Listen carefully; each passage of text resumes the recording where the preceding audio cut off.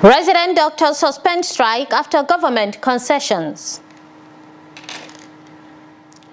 Bridge collapses, kills 19 wedding guests in Zamfara. Economic hardship fuels Lagos street hawking menace. Suspected gang attack Ecuador Port Hall kills 7 persons. Hello. Welcome to the news update on Trust TV. I am Hawa Gembo. Thank you for joining us.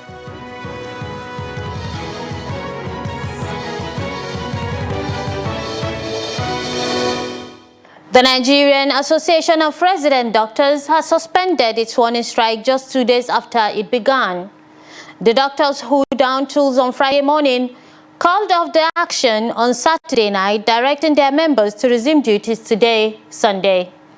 Confirming the development, NARD President Tope Oshundara said some of the association's demands have been met, prompting the decision to suspend the strike. The industrial action had disrupted services in public hospitals nationwide, leaving consultants and other health workers to manage the heavy caseload, which led to overstretched services and delay for patients. The poor state of the 175-kilometer Dandume-Funtua-Malumfashi-Gidamutun road is heightening security risk, increasing food prices and undermining food production in the northwest region. The federal road is a major highway linking thousands of communities and serving as a key route for transporting agricultural produce across the country. Despite its social and economic importance, the road has been neglected by successive administrations, leaving residents and road users to suffer for the consequences. Trust TV's Abdullahi Ahmadi reports from Katsina. For more than 2 decades, this road has remained in a deplorable condition.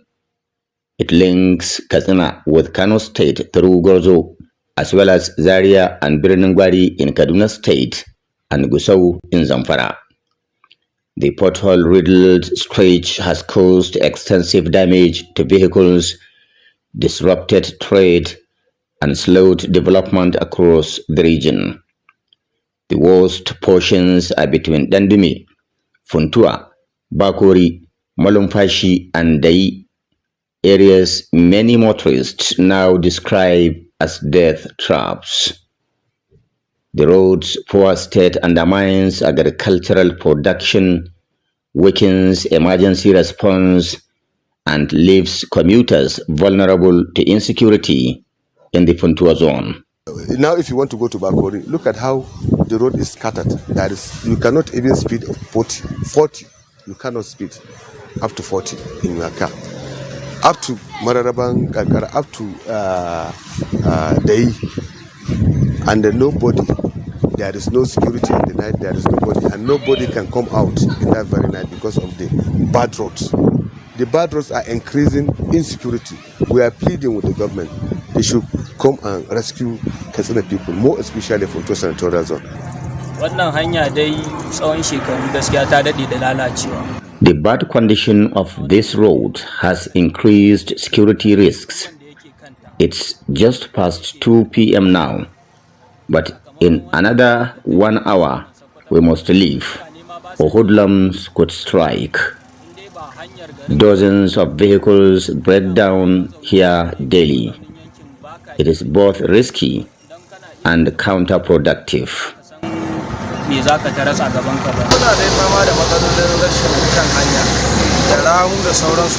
This road is very critical to people in the northwest. It connects almost all the states and covers key agricultural areas. There is an urgent need for its upgrade and rehabilitation.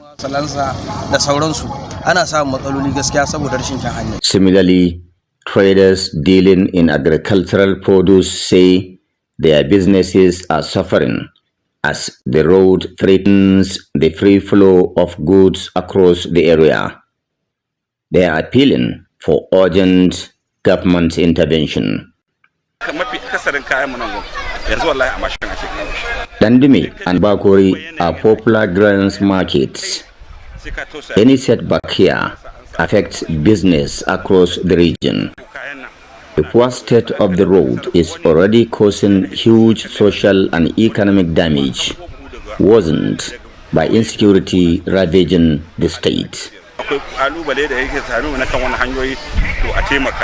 Many drivers have now abandoned the route altogether, saying it is unsafe and worsening the hardship of residents. From Dandime through Funtua to Malumfashi and Gidamutunda, heavy-duty trucks continue to worsen the road's condition daily. If rehabilitated, the highway could ease the movement of goods and services, reduce food prices, and improve emergency response in the insecurity-ridden Funtua zone. Road users and residents are therefore calling on the Tinubu-led federal government to prioritize the upgrade of the road to boost the economic viability of Katsina and the entire northwest region. Abdullahi Izma Yamadi, Trust Television News, Katsina. Lawmakers from Kebbi State in the National Assembly have reassured citizens that the state remains one of the most peaceful in Nigeria despite recent political tensions triggered by a petition from a former Attorney General of the Federation, Abubakar Malami. Addressing journalists in Abuja, the legislators described the claims as false and politically motivated, insisting that Kebbi remains one of the most peaceful states in Nigeria due to deliberate security measures and collaboration with agencies. The caucus accused Malami of instigating recent clashes in Birnin Kebbi, where thugs allegedly attacked the APC secretariat during his visit. They urged security agencies to demand evidence from him instead of being distracted by partisan narratives. Reaffirming support for Governor Idris and President Bola Ahmed Tinubu's fight against insecurity, the lawmakers vowed to defend Kebbi's stability against attempts to create unrest. We wish to categorically state that these allegations are false, unfounded, and politically motivated. They represent a desperate attempt by Mr. Malami, now leader of an imaginary opposition party in Kebbi State, to undermine the peace, progress, and stability that our people currently enjoy under the leadership of Governor Nasir Idris. And we challenge him to produce evidence to you that there are, he says he has evidence, we challenge him to produce it, that our party is importing weapons. We are not a dangerous people. We do not support any dangerous activity towards Nigeria. We do not support terrorism in whatever form and manner, and we are against it. We are going to fight it. The president has done so well in the fight of banditry today. At least 19 persons lost their lives in a road accident following the collapse of a ramshackled Gwari Bridge at Fast Community in Gumi local government area of Zamfara State. The tragic incident occurred on Saturday evening at about 4:45 p.m. when a vehicle conveying wedding guests plunged from the weakened bridge into the water beneath, killing men, women, and children. A resident, Babangida Halifa Ibrahim Fas, who lost relatives in the accident, said the tragedy struck while his newlywed sister was being taken to her husband's home in Jega community. The father of the bride was said to be late Sheikh Dauda Fas, a former member of the State House of Assembly. The bridge, which links several communities including Gwali, Ergusau, and Fas, had been in disrepair for years.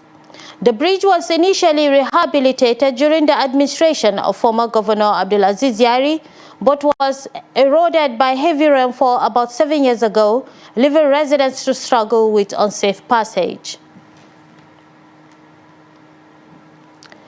The Academic Staff Union of Polytechnics has said it will meet with the National Board for Technical Education over a reported plan to convert lecturers without a master's degree to non-academic staff. The national president of the union, Shamma Banja, said this in Abuja on Saturday. Reports said NBT has directed academic staff in polytechnics and other technical and vocational education and training institutions without a master's degree after 5 years of employment would be converted to non-teaching workers. NBT's Executive Secretary Professor Idris Bugaje issued the directive in a circular dated September 10th and addressed to rectors and provosts of TVET institutions. Bugaje expressed dismay that many degree and higher national diploma holders employed as lecturers had failed to upgrade their qualifications.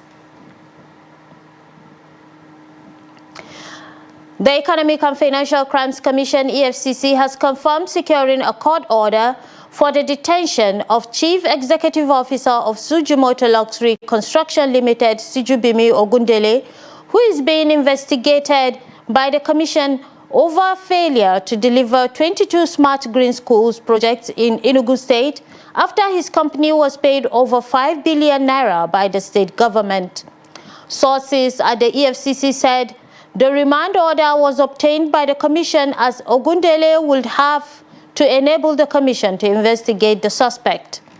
An EFCC source said the remand order was secured from a magistrate court to detain him until the anti-graft agency was able to complete the investigation. It is recalled that both the personal accounts of Ogundele and Sujimoto Luxury Construction Limited had earlier been frozen, in addition to seizing his international passport. The EFCC had declared Ogundele wanted penultimate Friday for alleged money laundering. Ogundele immediately went on X to present his side of the story, insisting on his innocence and calling the situation a misunderstanding related to a contract with the Enugu state government.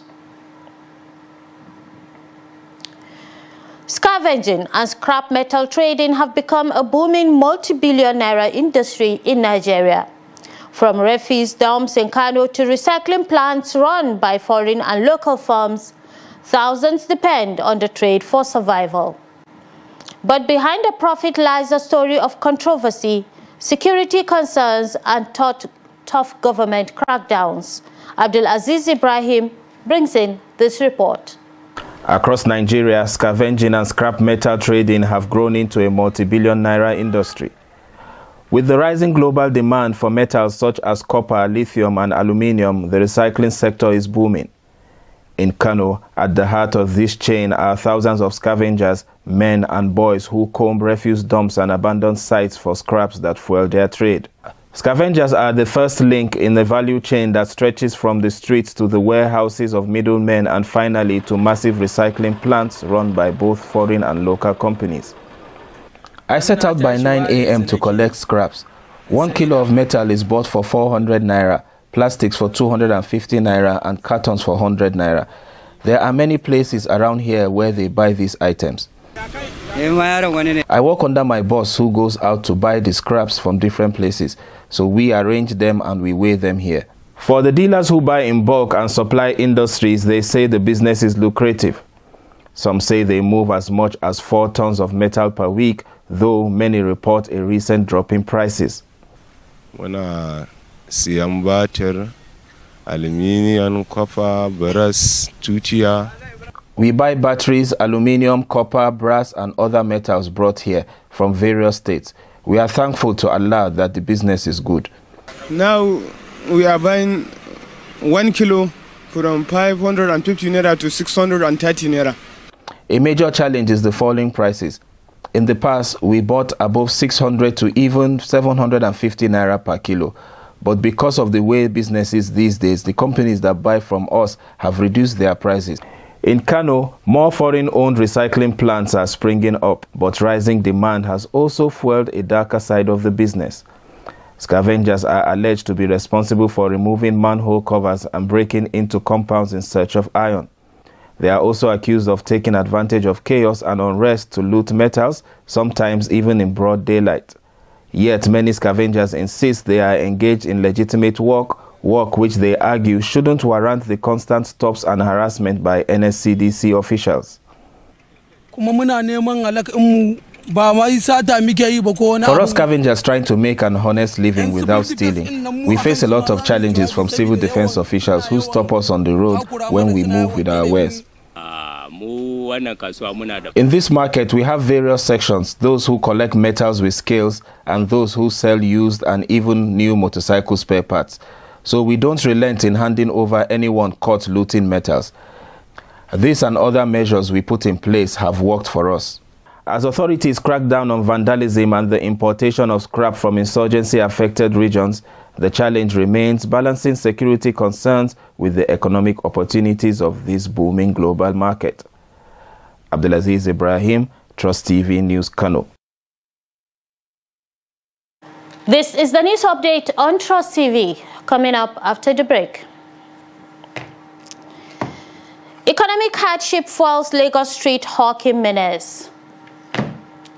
More news when we return. Do stay with us. You're welcome back. If you're just joining us, this is the news update on Trust TV.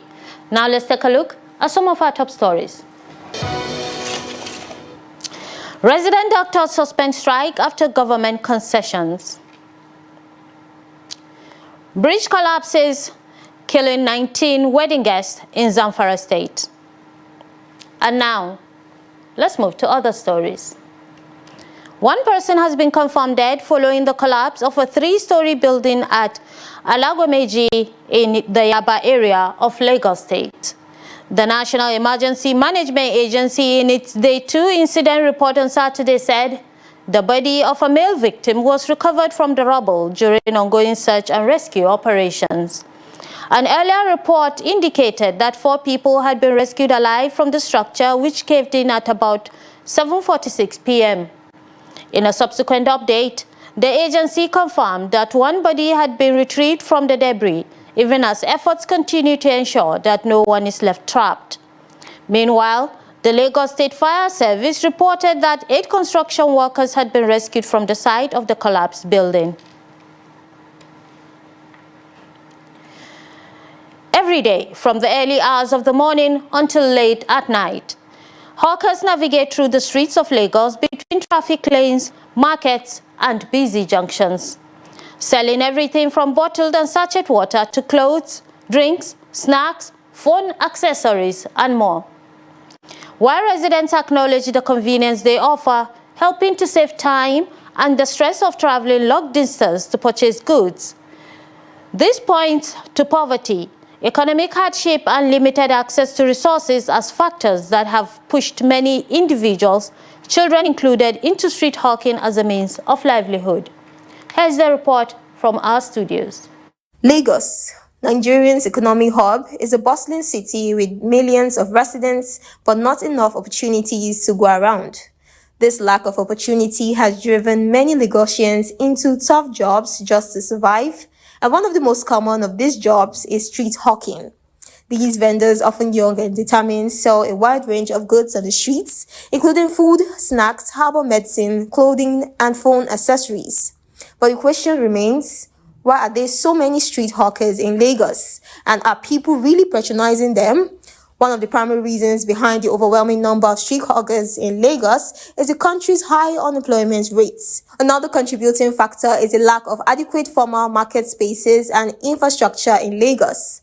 The shortage of market stores and the high cost of rent pushes many small business owners into hawking, where they can operate freely without the burden of shop rental fees. However, this comes with its own challenges such as safety risk, legal issues, and health concerns. Road hawkers, they are lifesaver. Look at it now. We want to cook this morning. We don't have pepper at home.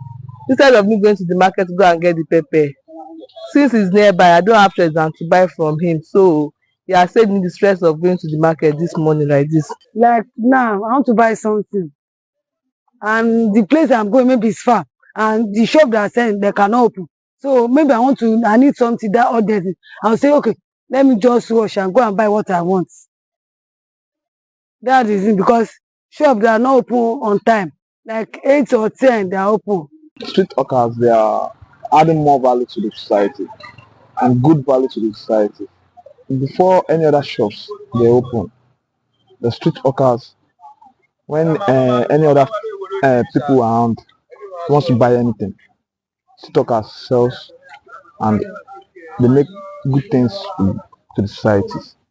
It's okay by me, and at the same time it's not okay by me because of the people of outside and people are not outside people too. Street hawker it help many people. Street hawker help many people because this time around there's no money outside, and at the same time it does not, it please many people, and at the same time it does not please many people because many people like they should buy it inside their shop. They should go to the shop and buy it. And some people like they should buy it on the street. They should buy it cheap. Some people like cheap and some people like expensive things. According to stakeholders, to tackle the issue of street hawking in Lagos, a multi-pronged approach is necessary. Initiatives focused on job creation and vocational skills training can help reduce the number of individuals relying on hawking as their only means of income. Additionally, developing accessible and affordable market spaces will provide hawkers with the opportunity to transition into more formal and safer trading environments. The World Health Organization has said Nigeria and 11 other countries reported major cholera outbreaks in 2024, with each recording more than 10,000 cases, suspected cases, and confirmed cases. According to data obtained from WHO on Saturday, the other countries are Bangladesh, Comoros, the Democratic Republic of Congo, Ethiopia, Nigeria, Somalia, South Sudan, Sudan, the United Republic of Tanzania, Yemen, Zambia, and Zimbabwe. In its latest update, WHO said the seventh cholera pandemic continued to expand in 2024 with a total of 560,823 cases and 6,028 deaths reported from 60 countries, territories, and areas, an increase from 45 countries in 2023. The number of reported cases rose by 5%, while deaths increased by 50%. The overall case fatality rate was 1.1%. Nigeria recorded 24,841 cases and 734 deaths, representing a case fatality rate of 3.0%. In the business world, the United States has cut its imports of Nigerian goods by more than 40% in just 1 month, heightening concerns about the fragile nature of Nigeria's trade relationship with one of its most strategic partners.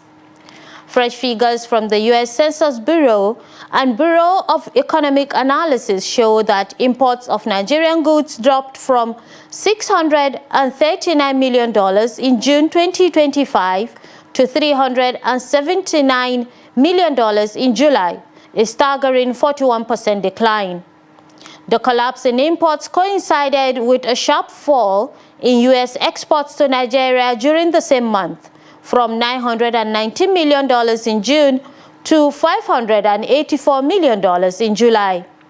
Despite the dip in exports, Washington still recorded a surplus of $206 million in July, compared with $280 million in June.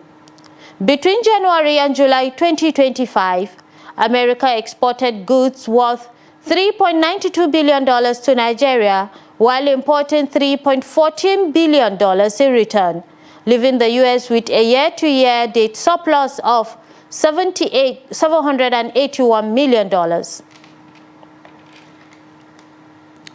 And away from Nigeria, a suspected gang have attacked a pool hall in Ecuador overnight, leaving 7 dead and 4 wounded, police said on Saturday.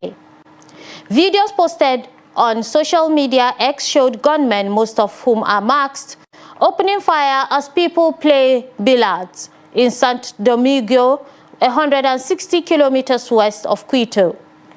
Ecuador is a point of departure for cocaine shipments to the United States and Europe, and a hub for criminal groups involved in extortion and contract killings, some of them linked to cartels based in Mexico, Colombia, or Albania. The late Friday attack was the fourth of its kind in recent weeks. In August, 7 people were killed in a poll hall in the same city. Data from the Ecuadorian Observatory of Organized Crime shows Ecuador recorded more than 4,600 homicides in the first half of the year, a 47% increase from the same period of 2024. And with that, we round up the news update on Trust TV.